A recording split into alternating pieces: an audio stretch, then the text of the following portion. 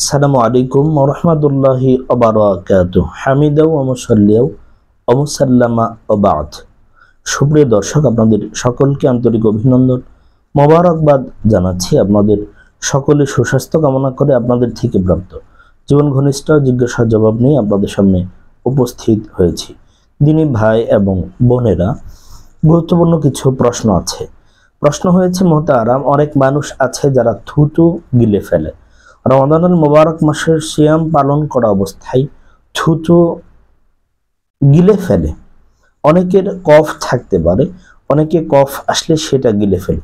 প্রশ্ন হচ্ছে, থুতু অথবা কফ আসলে সে জাতীয় কিছু গিলে ফেললে সিয়াম ভেঙ্গে যাবে কি না? গুরুত্বপূর্ণ জীবন ঘনিষ্ঠ একটা জিজ্ঞাসা করা হয়েছে। নর্মালি যে থুতু আমাদের মুখে সবসময় লালা লেগে থাকে, সেটা আসলে মুখের ভেতরে যাবে, সেটাকে একবারে কিন্তু একসাথে জমাট বেঁধে অনেকগুলো থুতু একসাথে গিলে ফেললে কিন্তু সিয়ামের ক্ষতি হবে, ভেঙে যাওয়ার সম্ভাবনা আছে। এজন্য আমরা এটা লক্ষণীয় বিষয়। এরপরে হচ্ছে কফের বিষয়। যদি কফ নাক থেকে টেনে মুখে নিয়ে আসে,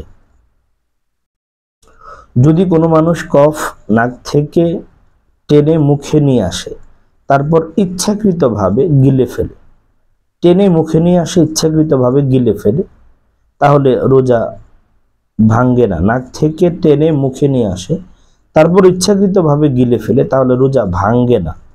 এটা তাবিয়িনুল হাকাইকের প্রথম খণ্ডের 324 নম্বর পৃষ্ঠাতে আসছে। তার মানে বোঝা গেল, থুতু যদি পরিমাণে অনেক বেশি হয়, দেখা গেল অনেকগুলো থুতু লালা একসাথে করে কেউ গিলে ফেলছে, এবং এটা সিয়াম পালন করা অবস্থায় সে প্রায়ই এমনটা করে, সারাদিনের ভিতরে কয়েকবার এমন করে, সেক্ষেত্রে অবশ্যই এটা তার রোজা ভঙ্গের কারণের মাঝে গণ্য হবে।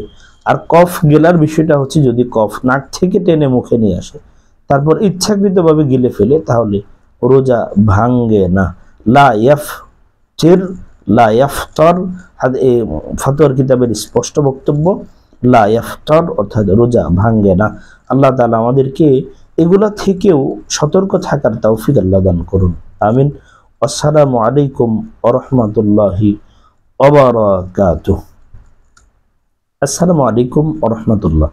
বিসমিল্লাহ, আলহামদুলিল্লাহ, ওয়াসসালাতু ওয়াসসালামু আলা রাসূলিল্লাহ ওয়া বা'দ।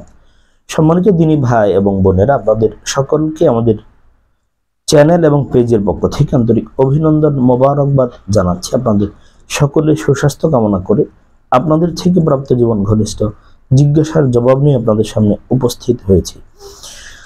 প্রশ্ন করা হয়েছে, মুহতারাম শেখ, একজন রোজাদার রোজা অবস্থায় দিনের বেলায় আতর কিংবা পারফিউম ব্যবহার করতে পারবে কিনা? যদি এমনটা করে, সেক্ষেত্রে রোজার কোনো ক্ষতি হবে কিনা? সুগন্ধি আতর পারফিউম ব্যবহার করা যাবে কিনা?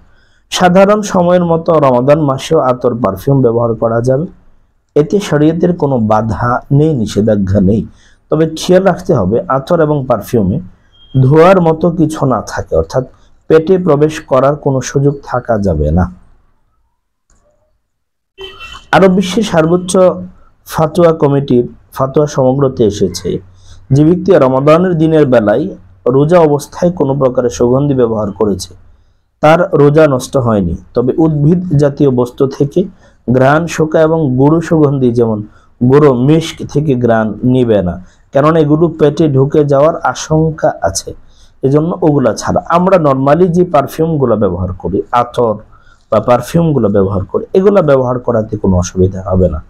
মানে আমরা যে আতরগুলো ব্যবহার করি, তবে এখানে লক্ষণীয় ব্যাপার, এমন পারফিউম বা আতর ব্যবহার না করা যেগুলা দ্বারা অন্য রোজাদারের কষ্ট হয়। যেমন আমরা রোজা রাখা অবস্থায় মসজিদে জামাতে সালাত আদায় করতে যাই, সেখানে অনেক ধরনের মানুষ আছে। কিছু মানুষ এমন আছে যারা ক্ষুধার্ত অবস্থায় সুগন্ধি বিভিন্ন পারফিউমের ঘ্রাণ আছে, যেগুলা অন্যরকম হয়, সে ঘ্রাণগুলা সে গ্রহণ করতে পারে না, নিতে পারে না, তার কষ্ট হয়। তো রোজাদার যেন কষ্ট না পায়, রোজাদারের যেন কষ্ট না হয়, সেদিকেও আমাদের ফোকাস করা উচিত। এজন্য আমরা স্বাভাবিক যে ঘ্রাণগুলো আছে, নর্মাল মিষ্টি জাতীয়, যেগুলো মানানসই, খুব বেশি গন্ধ ছড়ায় না সেগুলো আমরা ব্যবহার করার চেষ্টা করব। আল্লাহ আমাদের আমলের তৌফিক দিন। আসসালামু আলাইকুম ওয়া রাহমাতুল্লাহ।